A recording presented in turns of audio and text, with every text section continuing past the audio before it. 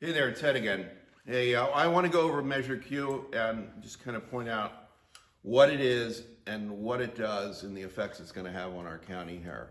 It's a measure that affects all of San Benito County.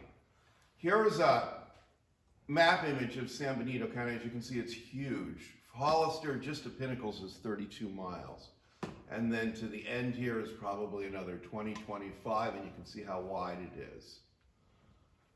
This measure was put on the ballot by a band of goons from Aromas that are trying to stop a mini mart out here in Beta Bell and the Strata Verde project.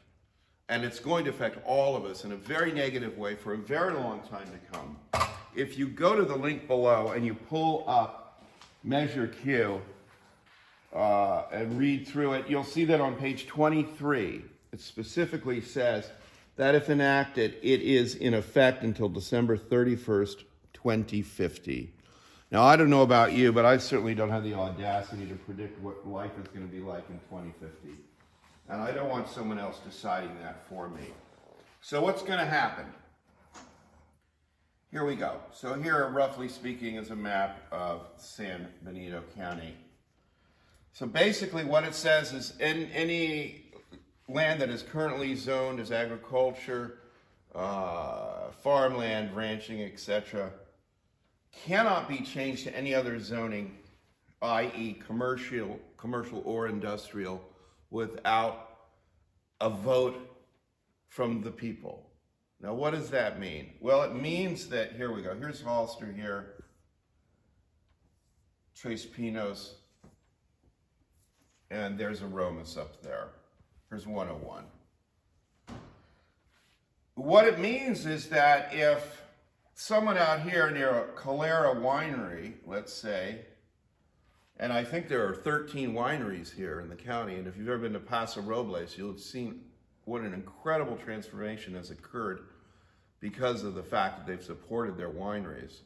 If you, let's say you want to build a 10-person hotel with an Italian restaurant or something immediately adjacent to Calera Winery, well, you can't do that without a vote of the people. Let's say down here at Pinnacles, people are running out of gas because it's so far away, and you think it might be a good idea to put in a gas station and a little store, particularly maybe a store for all the residents that live in this part of the county here. You got to go a long way to get yourself a sandwich if you live down there. Well, that will only happen if you put it to a vote of the people. And what's that cost? Well, you have to do an environmental impact report. You got to do a traffic study. You got to get permits. You have to do all this stuff before you can even put it on the ballot. That's how it's written. Go ahead and read it. What's the cost of that? Oh, and then once it's on the ballot, you got to have a bunch of signs and people walking around and people making stupid videos like I'm doing. And the average cost of that is $2 million in the state of California. $2 million. Now, who has got $2 million to put into a development project? Well, we all know the answer to that question. Large housing developers. They will put in large housing tracts. It takes about 100 homes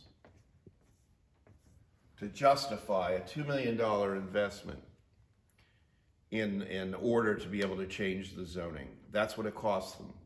And it works, and they do it because they know the likelihood of it working is reasonably high. So all you're doing is shutting down small businesses here, and you're also shutting down incentives for people to move technology jobs here. And instead you're attracting large home developers. Now, I don't know about you, but I don't like sitting in traffic on Highway 25. If I was an engineer or I had some kind of technology job or finance job or whatever, I would not want to drive 50 miles to San Jose. I would not want myself or my children to have to rely upon minimum wage jobs in box stores and fast food franchises. Nothing against them.